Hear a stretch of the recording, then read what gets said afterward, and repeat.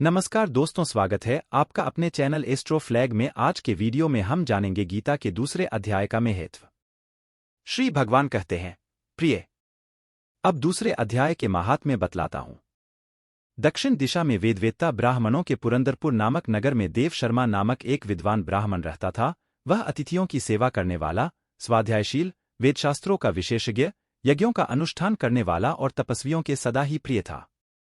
उसने उत्तम द्रव्यों के द्वारा अग्नि में हवन करके दीर्घकाल तक देवताओं को तृप्त किया, किंतु उस धर्मात्मा ब्राह्मण को कभी सदा रहने वाली शांति नहीं मिली। वे परम कल्याणमय तत्व का ज्ञान प्राप्त करने की इच्छा से प्रतिदिन प्रचुर सामग्रियों के द्वारा सत्य संकल्प वाले तपस्वियों की सेवा करने लगा।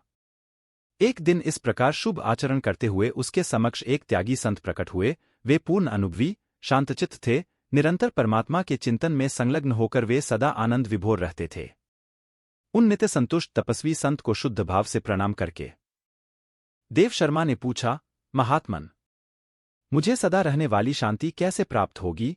तब उन आत्मज्ञानी संत ने कहा, ब्राह्मण, सोपुर ग्राम का निवासी मित्रवान, जो बकरियों का चरवाहा है, वही तुम्हें उपदेश देगा। यह सुनकर देव शर्मा ने महात्मा के चरणों की वंदना की और सोपुर ग्राम के लिए चल दिया। समृद्धशाली सोपुर ग्राम में पहुंचकर उसने उत्तर भाग में एक विशाल वन देखा। उसी वन में नदी के किनारे एक शिला पर मित्रवान बैठा था। उसके नेत्र आनंद से निश्चल हो रहे थे। वह अपलक दृष्टि से देख रहा था। वह स्थान आपस का स्वाभाविक वैर छोड़कर एकत्रित हुए परस्पर विरोधी जंतुओं से घिरा था। जहां उद्यान में मंद मंद वायु चल रही थी, मृगों के झुंड शांत भाव से बैठे थे और मित्रवान दया से भरी हुई आनंद विभोर दृष्टि से पृथ्वी पर मानो अमृत छिड़क रहा था। इस रूप में उसे देखकर देव शर्मा का मन प्रसन्न हो गया। वे उत्सुक होकर बड़ी विनय के साथ मित्रवान के पास गया।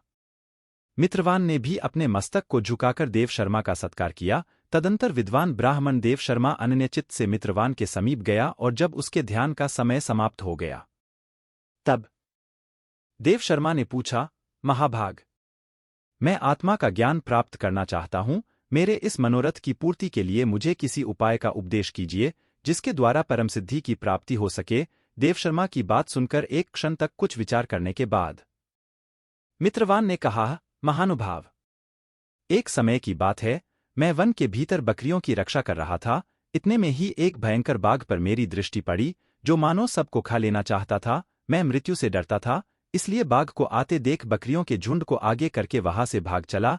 किंतु एक बकरी तुरंत ही सारा भय छोड़कर नदी के किनारे उस बाघ के पास चली गई। फिर तो बाघ भी द्वेष छोड़कर चुपचाप खड़ा हो गया।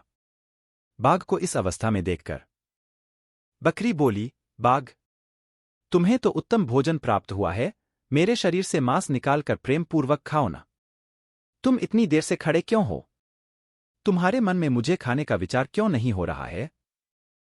बाघ बोला, बकरी, इस स्थान पर आते ही मेरे मन से द्वेष का भाव निकल गया, भूख प्यास भी मिट गई, इसलिए पास आने पर भी अब मैं तुझे खाना नहीं चाहता।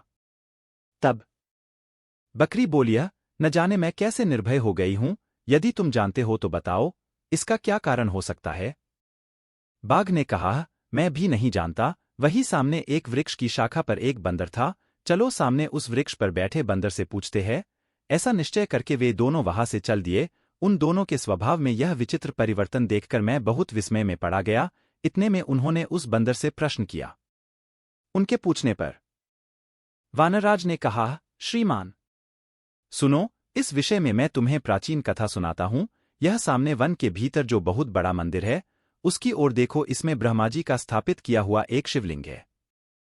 पूर्वकाल में यहां सुकर्मा नामक एक बुद्धिमान ब्राह्मण रहते थे, जो तपस्या में संलग्न होकर इस मंदिर में उपासना करते थे। वे वन में से फूलों का संग्रह कर लाते और नदी के जल से पूजनीय भगवान शंकर को स्नान कराकर उन्हीं से उनकी पूजा किया करते थे। इस प्रकार आराधना का कार्य करते हुए सुकर्मा यहां निवास करते थे। बहुत समय के बाद उनके समीप किसी अतिथि महात्मा का आगमन हुआ। भोजन के लिए फल लाकर अतिथि महात्मा को अर्पण करने के बाद सुकर्मा ने कहा, महात्मा, मैं केवल तत्वज्ञान की इच्छा से भगवान शंकर की आराधना करता हूं। आज इस आराधना का फल मुझे मिल गया, क्योंकि इस समय आप जैसे महापुरुष ने मुझ पर अनुग्रह किया है। सुकर्मा के ये मधुर वचन सुनकर तपस्या के धनी महात्मा अतिथि को बड़ी प्रसन्नता हुई। उन्होंने एक शिलाखंड पर गीता का दूसरा अध्याय लिख दिया और सुकर्मा को उसके पाठ और अभ्यास के लिए आज्ञा देते हुए महात्मा ने कहा, ब्राह्मण, इससे तुम्हारा आत्मज्ञान संबंधी मनोरथ अपने आप सफल हो जाएगा। यह कहकर वे बुद्धिमान तपस्वी महात्मा सुकर्मा के सामने ही उनके देखते देखते अंतर्धान हो गए। सुकर्मा विस्मित होकर उनके आदेश के अनुसार निरंतर गीता के द्वितीय अध्याय का अभ्यास करने लगे। तदंतर दीर्घकाल के पश्चात अंतःकरण शुद्ध होकर उन्हें आत्मज्ञान की प्राप्ति हुई। फिर वे जहां जहां गए वहां का तपोवन शांत हो गया। उनमें सर्दी गर्मी और रागद्वेष आदि की बाधाएं दूर हो गईं। इतना ही नहीं, उन स्थानों में भूख प्यास का कष्ट भी जाता रहा तथा भय का सर्वथा अभाव हो गया। यह सब द्वितीय अध्याय का जप करने वाले सुकर्मा ब्राह्मण की तपस्या का ही प्रभाव को समझो। मित्रवान कहता है, वानराज के इस प्रकार बताने पर मैं प्रसन्नतापूर्वक बकरी और बाघ के साथ उस मंदिर की ओर गया। वहां जाकर शिलाखंड पर लिखे हुए गीता के द्वितीय अध्याय को मैंने देखा और पढ़ा। उसी का अध्ययन करने से मैंने तपस्या का पार पा लिया है। आथ भद्रपुरुष, तुम भी सदा द्वितीय अध्याय का ही अध्ययन किया करो, ऐसा करने पर मुक्ति तुमसे दूर नहीं रहेगी। श्री भगवान कहते हैं, प्रिय मित्रवान के इस प्रकार आदेश देने पर देव शर्मा ने उसका पूजन किया और उसे प्रणाम करके पुरंदरपुर की राह ली।